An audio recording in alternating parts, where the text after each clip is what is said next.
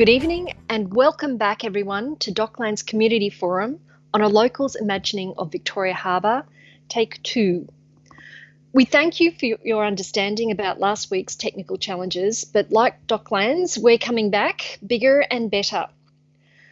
Tonight's session has been organised by the Docklands Representative Group, our Chair Ben Ball and committee members Daniel Limmy, Aditi Rao, Jacqueline Graham and myself, Jeanette Corcoran, and I will be hosting tonight's event.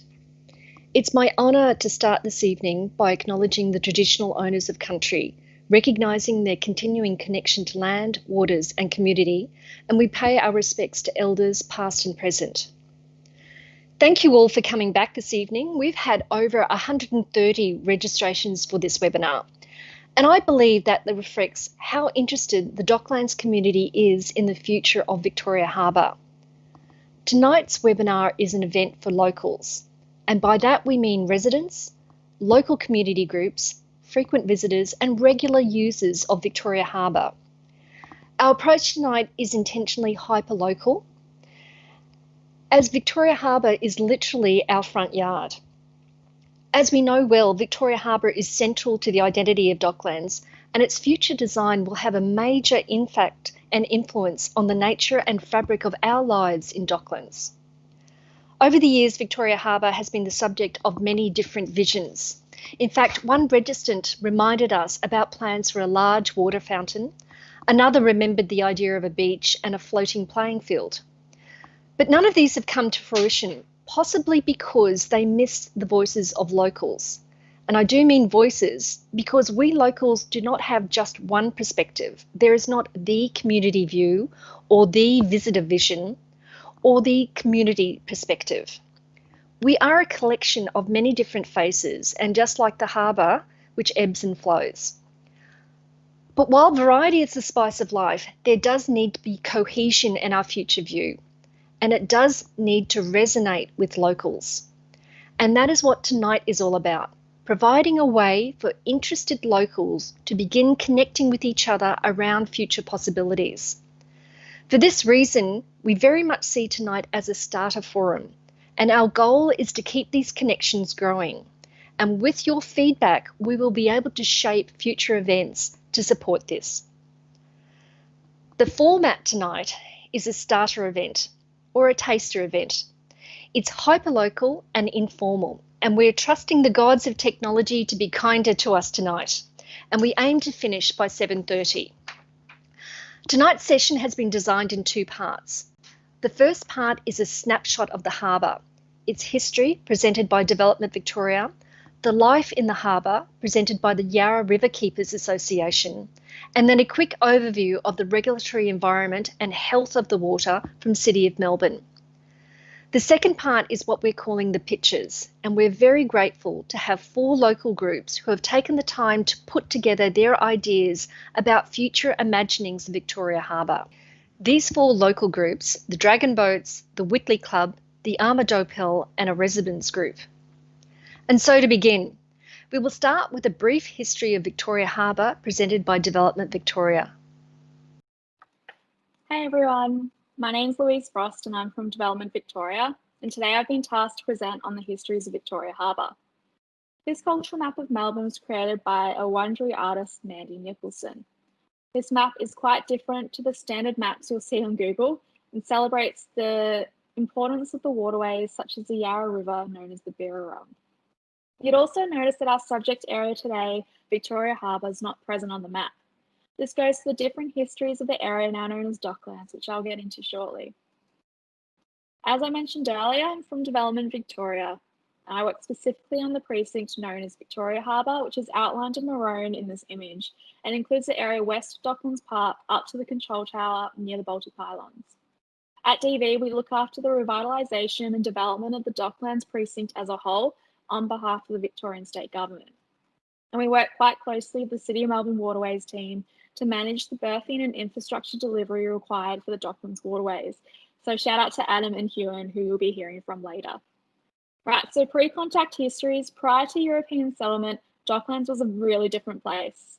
The Woiwurrung, Wurundjeri and Bunurong groups, the traditional owners of the land, had inhabited the area for over 40,000 years. I'd like to invite you to imagine an area without Victoria Harbour itself. Instead, the area was a vast, shallow wetland and it had seasonal food resource significance for the ancestors of the traditional owners of the land. The area was noisy with frogs, thousands of wader birds, squawking ducks, swans and geese, quick darting fish, and hovering birds of prey. Reeds, wild grasses, herbs, and flowering aquatic plants lined the watery mass. On higher ground, including Batman's Hill, eucalypts, she oaks, and wattles predominated. Docklands' close proximity to the meeting of the water bodies, the Birrarung and Maribyrnong, meant that the area was a ceremonial place for anyone who was travelling west, north, or south. March, which was yik or eel season of the Kulin calendar, is heavily associated with Docklands. This time is the hottest and driest time of the year, and was when the largest ceremonies took place in Docklands and the surrounding areas. Webbridge's architecture is even inspired by the traditional woven eel traps. In 1835, European settlement begins when the Enterprise and its crew arrive. This image of the Enterprise on the Birrarung shows a really different scene to the river's edge that we see now. Docklands was then labelled as an expansive saltwater wetland known as the West Melbourne Swamp. This image is a map surveyed by Henry Cox. You'd note that the Birrarung's bend actually looks really different than today's, and I'd encourage you to search this map on the State Library of Victoria website. If you zoom in closer to the Docklands area, the West Melbourne Gasworks right here was established, and that's at the area where Docklands Park and ANZ are now located, and there are a few industries along the Yarra's edge. And of course, there was no Victoria Harbour. The gold rush came along, the Yarra's depth and bend made it hard for large ships to access the main settlement of Melbourne. And the main marker in this image is Batman's Hill to the left in Docklands. Most of the river's edge was used for industries such as tanneries, abattoirs, and then there were a lot of unpleasant smells associated with the wetland. In the 1880s, Sir John Coode was commissioned, and he proposed that a canal was to be cut through today's Fisherman's Bend so that it was easier to navigate larger goods ships. Victoria Dock was also proposed to accommodate more goods ships and industries. It was a huge engineering triumph with the use of steam shovels, and it was built by hand as well. And here's an image of Victoria Dock now coming through. When it was completed in 1892, Victoria Dock was 9.5 metres deep, and it provided 21 new berths with adjacent warehouses. By 1908, it was handling 90% of all of Melbourne's trade, and it remains the oldest and largest single dock in the world. A variety of cargo has also passed through Victoria Dock, including grain, wool, tractors, buses, trailers, cars, military vehicles, the US Navy, interesting animals such as camels and elephants. By the 1960s, the emergence of containerisation meant a lot of space was required for storage and loading, and Victoria Dock's fixed cranes and adjacent warehouses weren't suitable for this.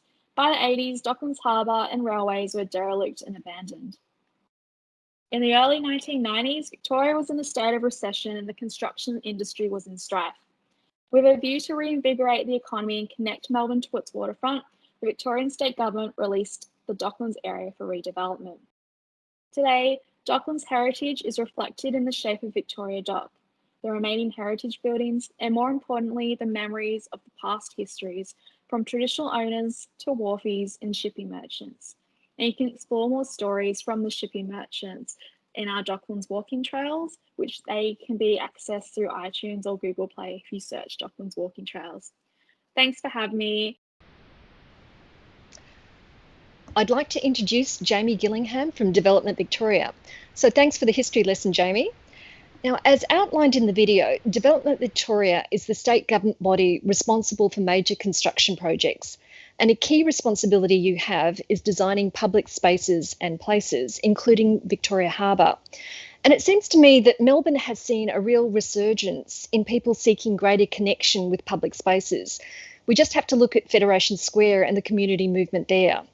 And there have been similar conversations happening in Docklands around our public space. And there are concerns that are being raised about commercial interests rather than public interests. So, Jamie, I think people would be really interested to hear how Development Victoria goes about balancing public and private interests in relation to Victoria Harbour.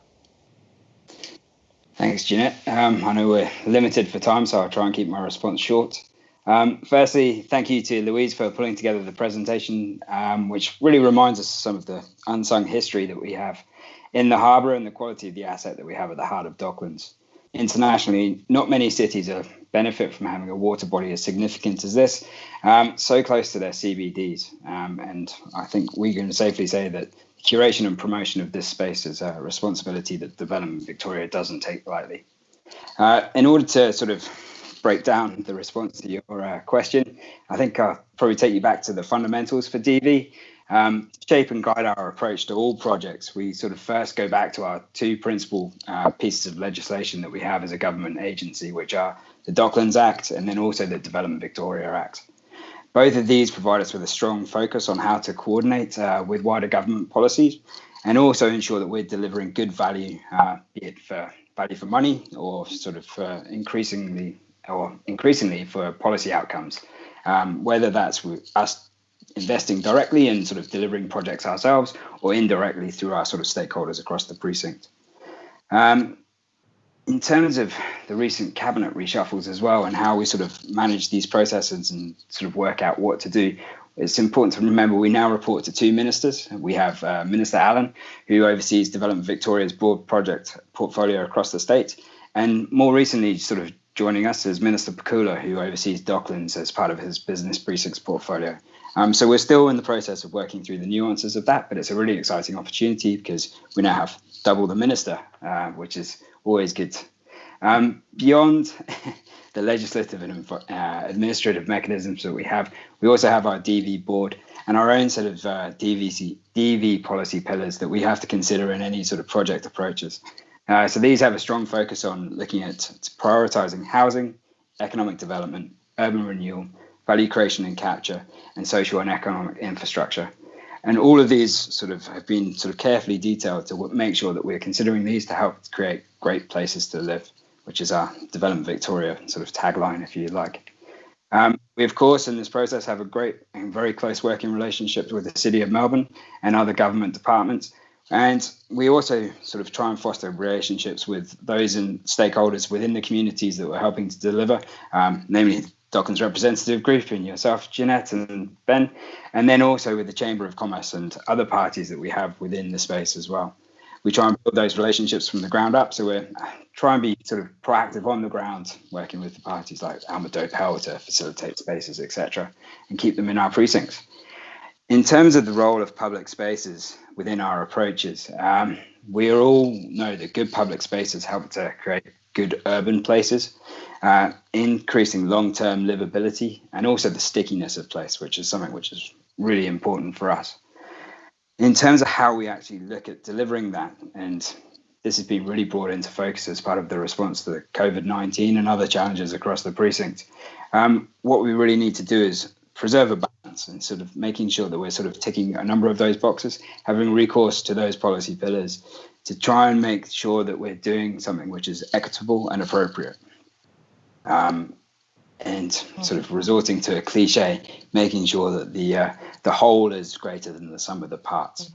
That's quite tricky, and it's always difficult to reach consensus on these things, but it's something that we're sort of trying to be more proactive about. We've got the Docklands activation strategy, which is seeing us sort of take a more proactive approach in terms of going out to sort of specifically target stakeholders to see how we can start to sort of potentially reduce some of the bureaucracy around sort of activations and sort of delivering items, and then also just getting down to the grassroots. And this is where events like this are so vital to us, seeing what people want to see coming forward in the precinct as well. Okay, well, thanks very much, Jamie. And I think probably what's important tonight too is that people can put a face to a name. And so I'm sure there'll be a lot of follow-up with that. So thank you very much for that, Jamie. Our next snapshot is from Jonathan Law from the Yarra River Keeper Association, and this is what they have prepared for us on the wildlife in Victoria Harbour. The Yarra River Keeper Association. The Yarra River Keepers humbly pay respects to the traditional owners of Victoria Harbour, especially elders past, present and emerging. The Yarra River Keepers are the voice for the river. A big part of what we do is educate our communities about the river and the issues that it is facing to stay healthy. But we also lobby governments, we tell the story of the Yarra and its history. We educate the community about the current problems for the Yarra and how we can help. We do this through Andrew's work as the river keeper, but also through cleanup events and one of our current projects, restoring green areas and regrowing spaces around the Yarra. The health of the Yarra has a big impact on the litter and water quality that makes up part of the Victoria Harbour, and they are also intimately connected through the wildlife in the water and above. The Victoria Harbour may look rather empty, but actually there is plenty of life to find. Let's have a look at some of the residents that live alongside you that you might see when on a stroll or from your windows. There are 4 common birds you might see, but not know the names of. We have the chestnut teal, the pied cormorant, the little black cormorant, and the nankeen night heron. Of course, there are many more, and if you wish to discover what else might be flying around, check out the Birds of the Bay Docklands for more information. Next up, we have the beautiful fish of the estuary and the Victoria Harbour. It might not look like it, but the Victoria Harbour is visited by 19 species of edible fish and the fishermen love it. Some of the favourites are the kingfish, the mulloway, the flathead, snapper, bream and garfish. Next time you see someone fishing, go and have a look to see what they're pulling in. Lastly, and most interestingly, are the larger friends that we might spot popping their heads up out of the water in the harbour. There is plenty of aquatic life under the surface, but every now and again we see seals, racali and even dolphins. That's right, and if you don't believe me, here is a video of 2 swimming up the Yarra River.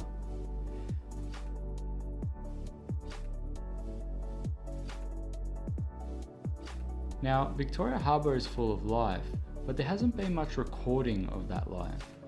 So, we are running a BioBlitz event on iNaturalist, so you can submit photos of what you see. They then go onto a map and we can build a log of where our wildlife are exploring. Just search up YRKA in the projects and you will find the one for the Victoria Harbour. The event will run from the 9th of September to the 14th of October, so make sure you get your submissions in that time. The 2 closest parks to the Victoria Harbour are the Rombarassi Senior Park and the Docklands Park. Otherwise, hang around the harbour and you will be sure to find something. Just make sure you take a photo and record it. We would like to say a big thank you to the Docklands representative group for hosting the webinar and to the following departments and organisations.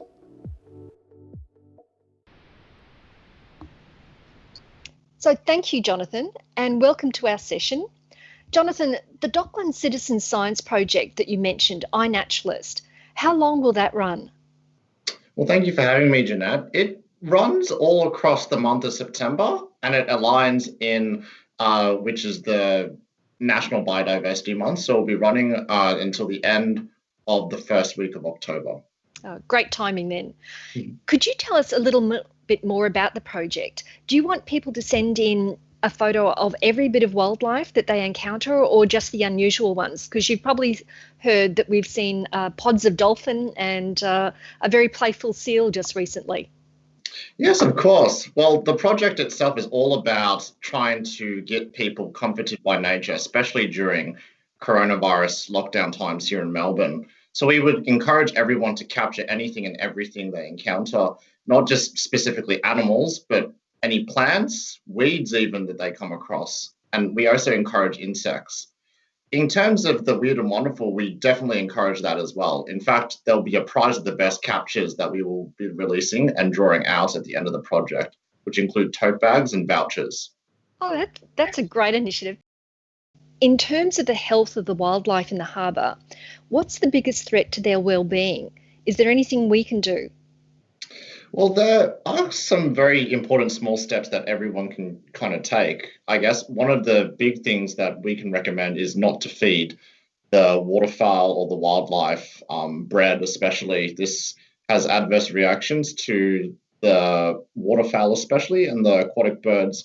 They eventually become reliant on it and can become more susceptible to predators and can also lower the water quality. In terms of other actions you can take at home, a lot of people are obviously fans of lots of toiletries that are exfoliating, but we would highly recommend to double check the choice of products.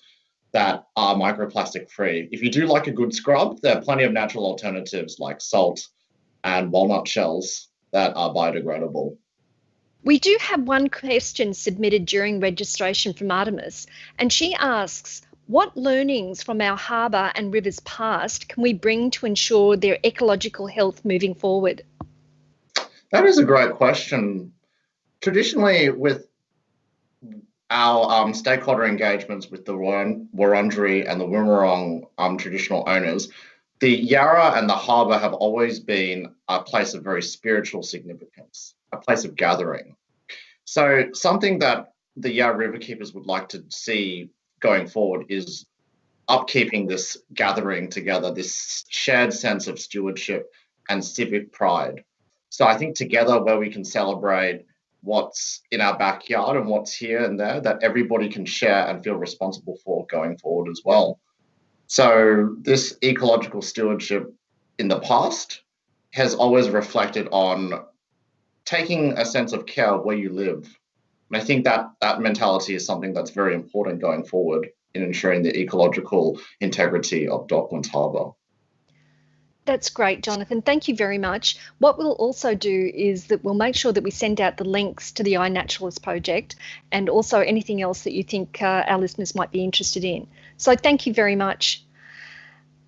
And that brings us to our third snapshot presentation, which comes from the City of Melbourne and might just answer some questions about who's who in the regulatory zoo. I'm Adam Buchholz and welcome to Who's Who in the Blue. I am the Waterways Program Manager for the City of Melbourne, and the area of responsibility that we have is Docklands, which is Charles Grimes Bridge to the Bolte Bridge and includes Victoria Harbour. Victoria Harbour is 3.5 kilometres of the 17 kilometres of waterfront within the City of Melbourne municipality. It's 32 hectares of open water, which is a little about the equivalent of Fitzroy and Treasury Gardens combined. It's 8 kilometres to Port Phillip Bay, to the mouth of the river, and then once you're there, it's another 83 kilometres to the heads, and then out to the open world, and maybe Tasmania if you're in that way of mind. Our neighbour to the left is the Port of Melbourne, and it's Australia's busiest container port. Victoria Harbour is just over 5 times the size of Darling Harbour, which is one of the more famous harbours in Australia. Lots happening in that space, but there's also lots happening in Victoria Harbour as well. There's 3 historic vessels in various states of restoration and operation. There's 4 super yacht berths. We get about 6 super yachts a year on average. There's 30 charter vessels that operate out of the space, and that changes from time to time, obviously. There are 38 visitor berths within Victoria Harbour, and this equates to about 4,000 overnight stays a year. There are 2 private marinas, being New Quay and Dalbora Marina, 3 community clubs, being the Yacht Club, Dragon Boats and the Outrigger Canoe Club, and various on-water events from time to time. To manage that space, there are numerous acts, and I'm not going to go into any detail of those, but I'm going to talk about the 4 agencies that manage Victoria Harbour, being Parks Victoria, Melbourne Water, City of Melbourne and Development Victoria. Basically, in a nutshell, if you are tied up to something, or you're alongside a wharf, or you're moored, you come under the City of Melbourne's jurisdiction. If you're floating and navigating, or want to close a waterway for an event or so forth, you sit with Parks Victoria. Melbourne Water look after the water quality and flows for the Yarra River. That includes Victoria Harbour. And Development Victoria are exactly that. They are the development agency responsible for all development in Docklands, including assets that overlook the waterway. Once you overlay all the land ownership onto Docklands, over to Docklands, which is constantly changing, you can see it's quite a complex space, and lots going on, and makes it quite challenging. To do that, we also have, to manage the waterway, we also have 8 functional partners, shall we call them, that do everything that help us, from emergency responses to to risk assessing for life rings and ladders and so forth, or assist us like the Yarra River Keeper to advocate for environmental issues. And one of the odd ones in that is the Department of Transport, who manage oil pollution response across the state of Victoria. That includes Victoria Harbour, so we deal with them when there's an oil spill. Okay, so I'm Ewan Chambers. I'm the operations coordinator for the Waterways unit. So myself and the operations team look after the operational function of the space. And I'm going to be talking to you a bit more about the litter and water quality. So the Yarra River catchment is 240 kilometres of river, and the catchment covers an area of around 4,000 square kilometres. And as you can see, we are right down there at the end at that purple highlighted part. So for litter and water quality, high rainfall is really what affects us down here. Anecdotally, with every millimetre of rainfall over a 25 mil rain event, we collect 1 cubic tonne of waste from the Docklands. For example, in November 2018, there was a rainfall of around 30 mils and we collected over 30 tonnes. Victoria Harbour water quality. So when it rains, it's fresh water and it's comparative to the Yarra River. And when it's dry or very little rainfall, it's comparative to St Kilda Beach. So it's salt water. So if you're looking at some testing sites to check out, you can check out Yarra Watch. And after rainfall, it's comparative to the sites that are tested upstream. And if it's been very little rainfall, it's comparative to St Kilda Beach. So getting to know our litter, we run some comprehensive litter audits with the rubbish that we collect. Around 70% of the litter collected is contaminated organic material. This is contaminated with microplastics and polystyrene beads. And then two of the more common items that we pick up are food wrappers and clear plastic wrappers. Why do we do these comprehensive audits? So we can work with our partners to identify the source of the litter, make data-driven decisions, and ascertain which future initiatives will have the biggest impact for us. And with all that complex environment and all those management authorities, how does it all tie together? Well, with that, there are various plans that drive different parts of Docklands, and all that comes together and hopefully embrace Melbourne's waterfront. Thanks, Ewan. So from those plans, these are the aspirations for the waterways, particularly Victoria Harbour, that include things like heritage clusters, marine precincts down underneath the Balti. You know, there's been boat ramps considered.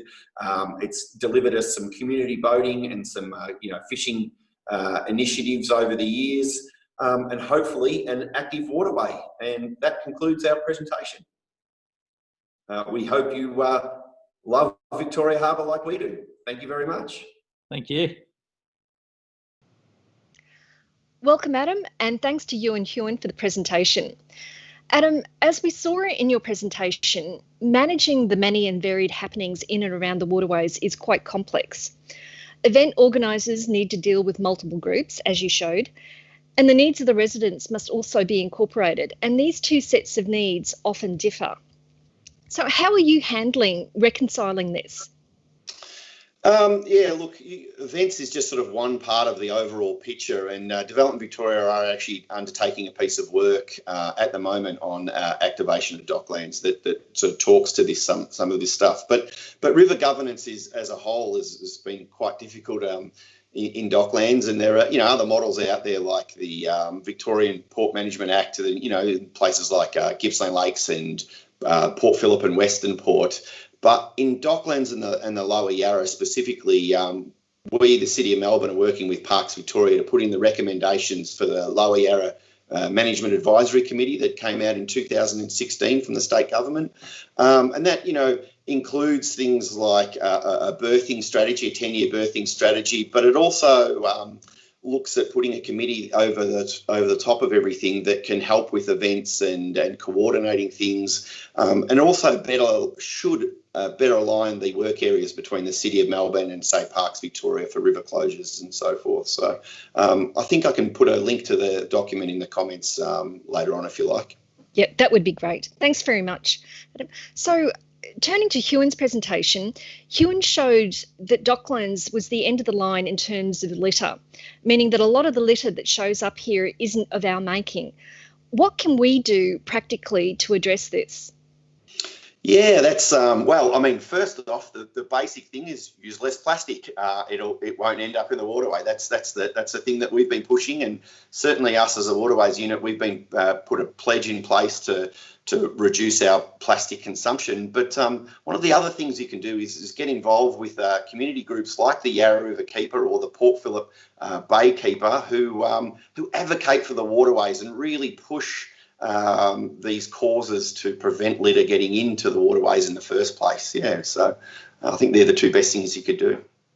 That's great. Thanks very much, Adam. All right, thank you.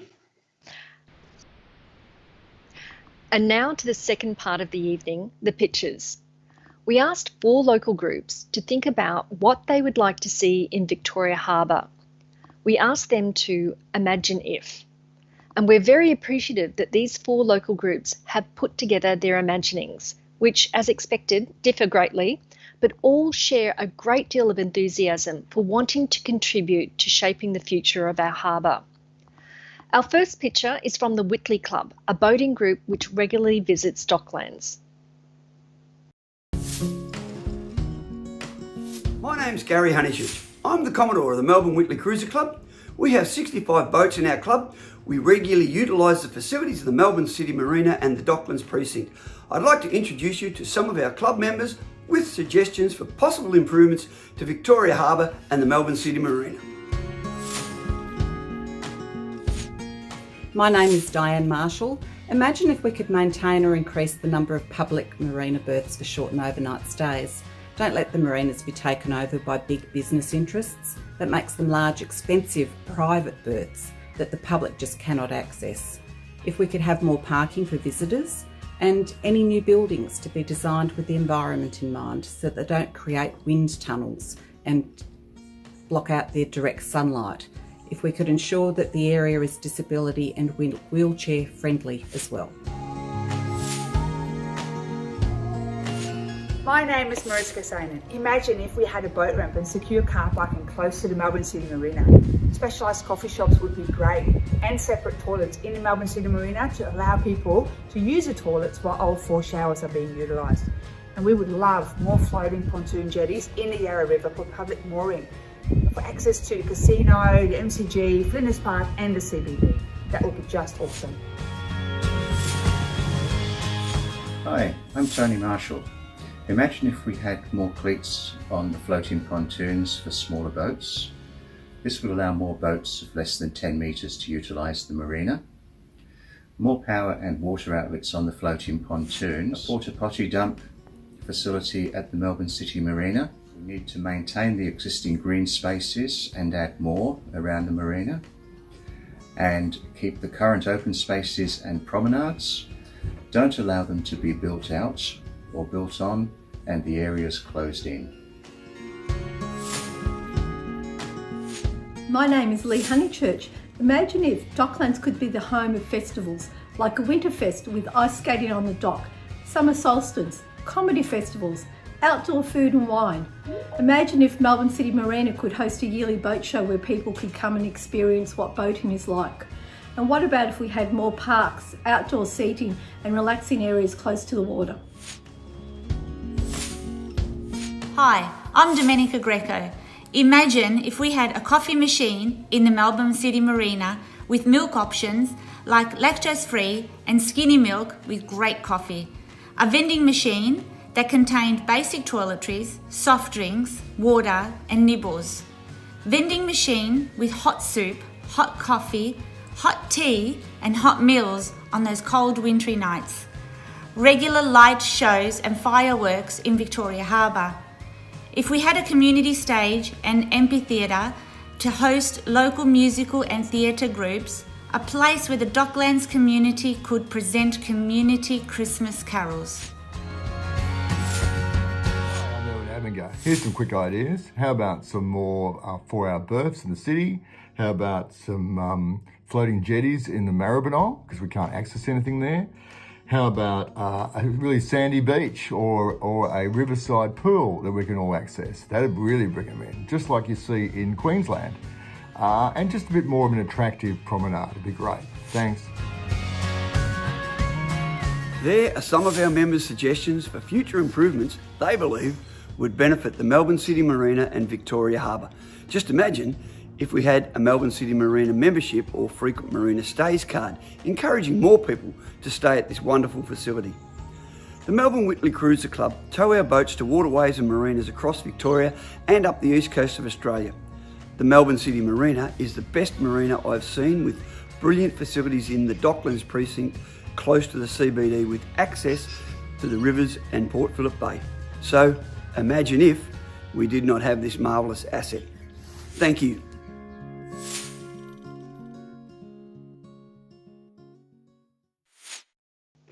Thanks, Gary. The enthusiasm of your members is amazing, and it's great to hear suggestions from the viewpoint of regular boating visitors to Docklands.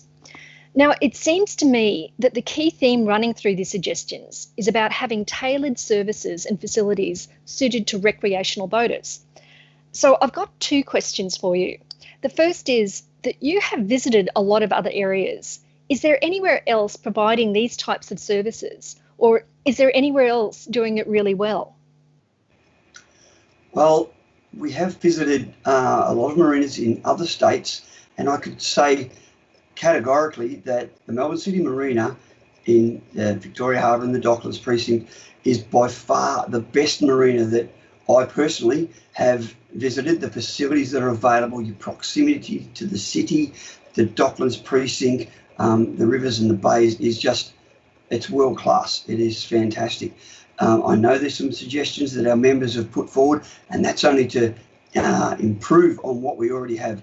Probably the biggest thing is, not to lose what we've got, because it really is magnificent to have that facility, to go there as a group, utilise the things in such close proximity to those facilities and things around us. Thanks, Gary. The second question I have is that, in your opinion, if Docklands pursued this as a strategy, do you think it would attract enough boating visitors to make it viable? Look, definitely.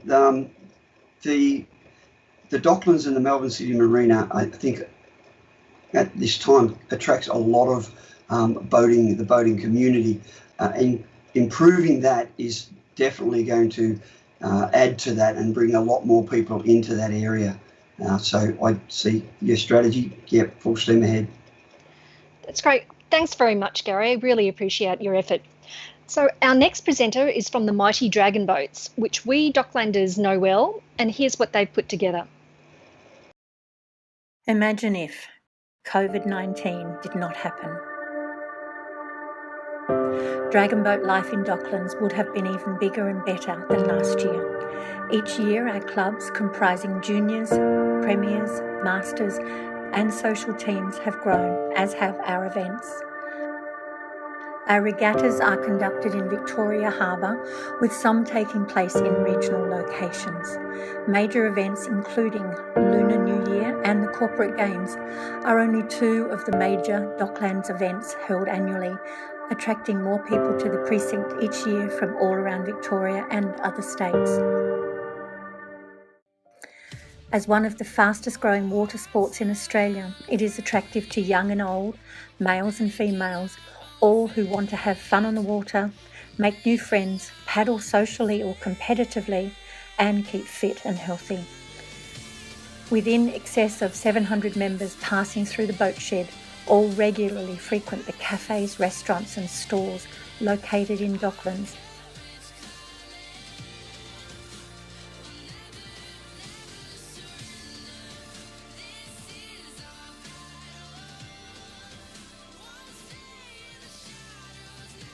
DBV is proud to be a part of the Docklands community.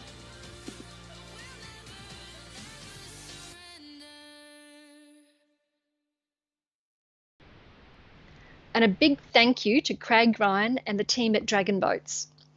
As was apparent in their video, Dragon Boats are keen event holders, both large and small, from festivals to lunar events to interstate heats. And I can imagine that they would regularly be at the pointy end of interacting with the many regulatory authorities noted by Adam. But also, they would need to be aware that the harbour is surrounded by residential buildings whose occupants are often difficult to connect with. And this is one key purpose of tonight, opening dialogue between groups so that maybe these events can be enhanced and even adopted by locals. Maybe even this approach could be the focus of a future co-design project, which considers ways to package event design for the harbour and its surrounds so that any pitfalls can be designed out. Just a thought. Next, we have a view from the shore, a local resident who has been speaking with her neighbours about an idea for our harbour. Hello, this is Linda.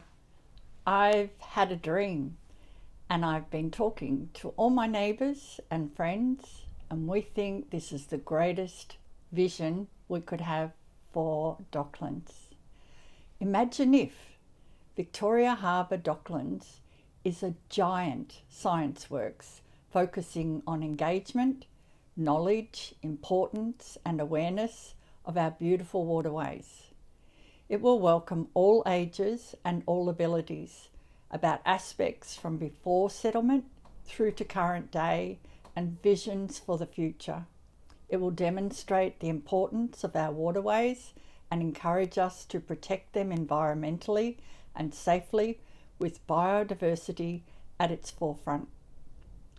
Imagine an expansive marine education centre with the opportunity to learn about all aspects of caring for our waterways, regenerating original marine plants and local fish species, and encouraging bird habitat and glass-bottom boats to explore below the harbour surface.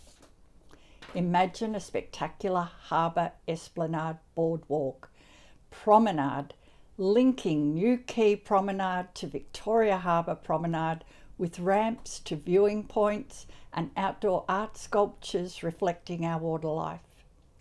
This will include a tree-shaded, grassy landscape space sensitive to the original plantings with recycled bench seats for relaxing and enjoying the beautiful water feature that is our base to our marvellous city. Envision Central Pier rebuilt to stage the original Port of Melbourne structures that are currently in storage.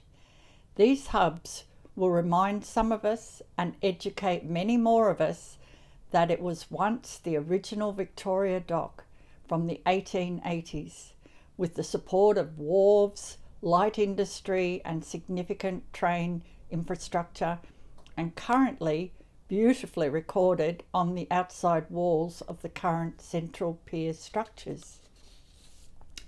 Imagine a wonderful showcase for the Wurundjeri people, early Indigenous settlement history, including spaces for past and current cultural exhibitions. Imagine a grand rotunda abutting the harbour for rotating cultural displays featuring all nations who have contributed to and now call Australia home. It's a major tourist attraction accessible by boat, water taxi, ferry, bicycle, train, tram, wheelchair and walking, sometimes including a fishing rod. A permanent home for the Alma-Dopel, the Endeavour and visitors like the Volvo Yacht Race and the Sea Shepherd, all with interactive tours.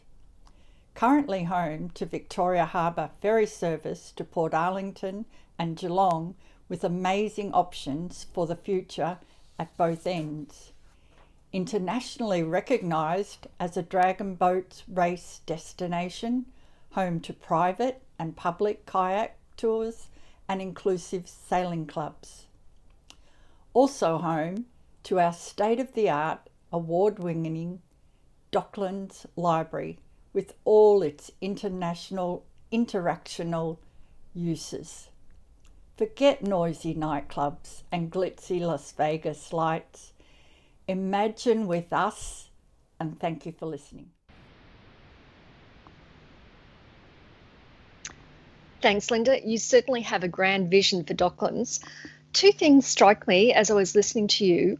The first thing is that your vision seems to have strong connections with Melbourne as a knowledge city. And I recall attending a session a couple of years ago at a Sustainable Melbourne Festival, which featured green entrepreneurship. There were two entrepreneurs in particular. One developed an under-keel clearance innovation, and the other one had something innovative in a catch and release. And both of them used Docklands, Victoria Harbour, as a backdrop. So it got me thinking that this could really have some strong connections to applied innovation in the marine area. How do you see that fitting in with your vision, or does it fit in with your vision? Thank you, Jeanette. That's actually a very exciting idea. I'd obviously not thought of it for my presentation, but I think that would fit in beautifully. Talking to other residents and neighbours, our vision is multifaceted. So it's not just one idea that is supposed to do everything for Docklands. Our vision includes the water and our history and modern Melbourne. And of course, the water being the harbour fits with what you were just talking about. We think our vision will offer entertainment and pleasure, employment and knowledge, and also a good grasp and good understanding of our history and our culture. And we see it for all ages and all abilities. Well, on that, you mentioned ages, and as we well know, Docklands is just about to get its own primary school. And do you think that there could be linkages there that you could leverage off with the new primary school here? I began our dream, our imagination to share with everyone about what we feel for Docklands with the words that imagine a giant science works. I know how much school children enjoy and go back to science works over and over again.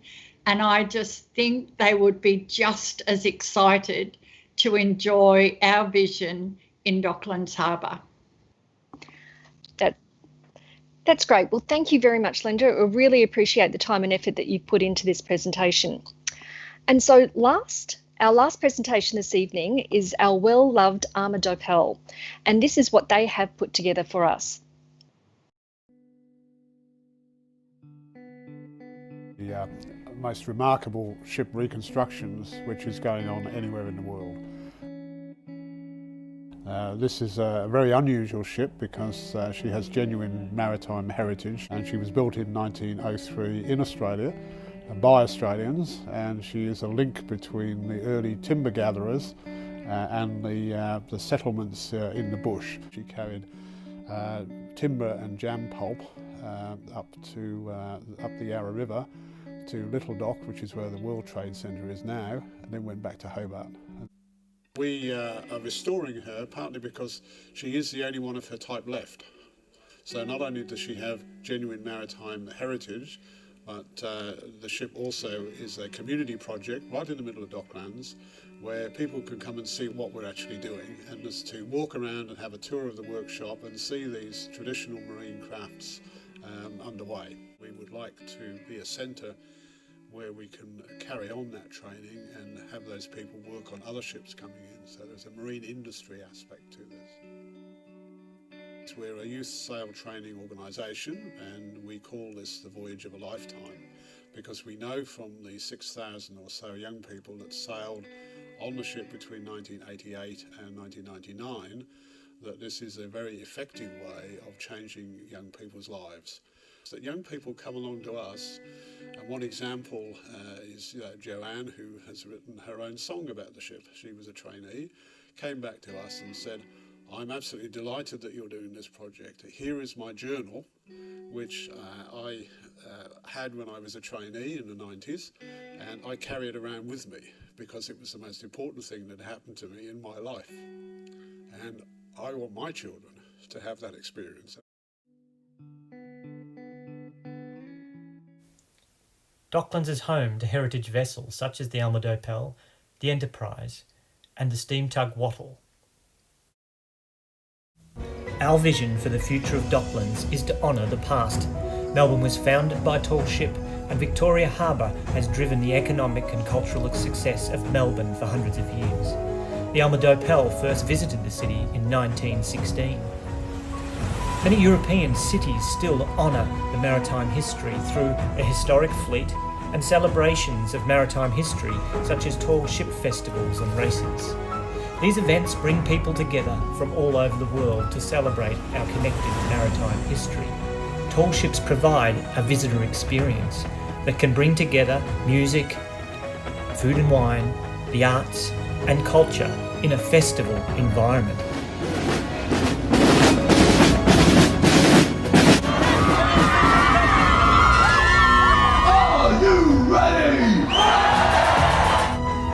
In addition to the opportunity for festivals and events, a heritage fleet in Docklands would also enable the passing on of traditional maritime skills and the opportunity for the Docklands community to learn and engage with these historic vessels.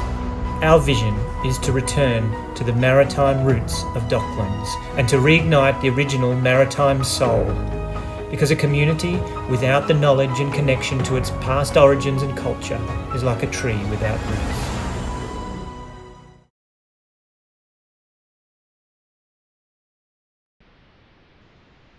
Thanks and welcome, Matt.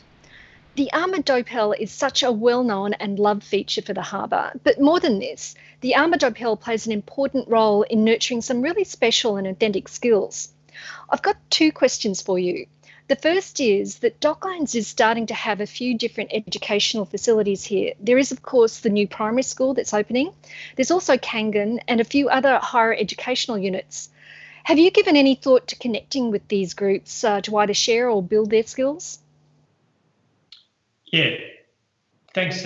Look, education is the priority of the Alma-Dopel program. You've seen from the video that our mission is to give young people the skills and abilities that they need for their life, and certainly programs that we're running right now are doing that. So we're already running programs with secondary colleges and with Swinburne and other higher education institutions, so that we can whether it's not just through heritage vessels, but Swinburne do some projects and some communication work with us. So certainly we'd be open to working with anyone in the Docklands community specifically, and particularly around education, because that's what we see as the power of this project. It's not just the ship itself; it's the skills that get transferred down through the generations, and that survive. But also then learning about yourself,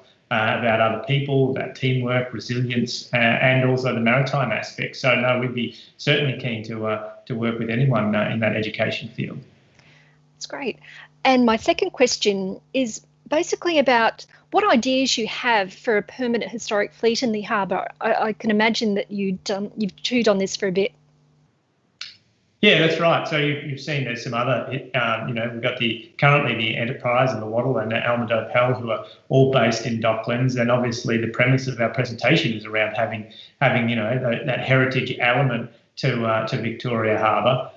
Certainly, there's a lot of conversation around what's the future of the fleet and potentially any other historic vessels in Victoria Harbour, and there's a number of elements that are at play at the moment, with whether that's with City of Melbourne, Lend-Lease, Development Victoria, and we're certainly engaged with all of those conversations. But we would see that Docklands, being right in the heart of Melbourne, is the perfect spot to have operational vessels, both the heritage vessels and more modern vessels as well.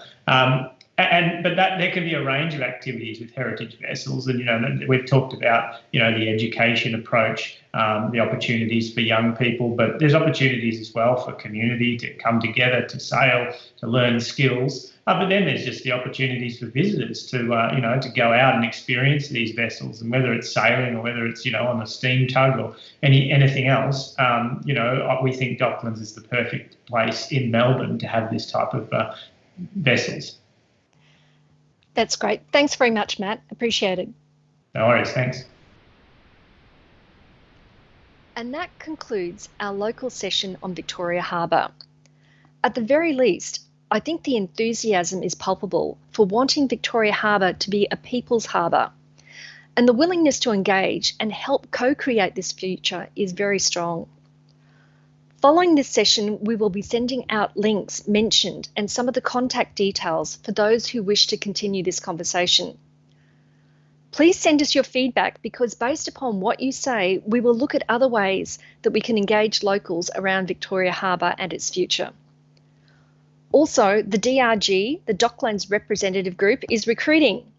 And if you'd like to join us and help shape events like these and strengthen our community, and if you have plenty of resilience for unexpected events, please send us an email through our website. Also, a recording of this session will soon be available on our website.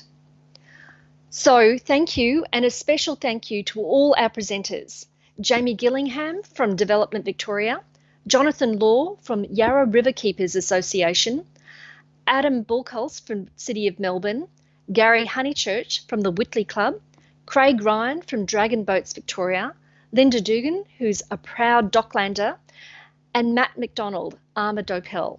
Good night, and thank you all.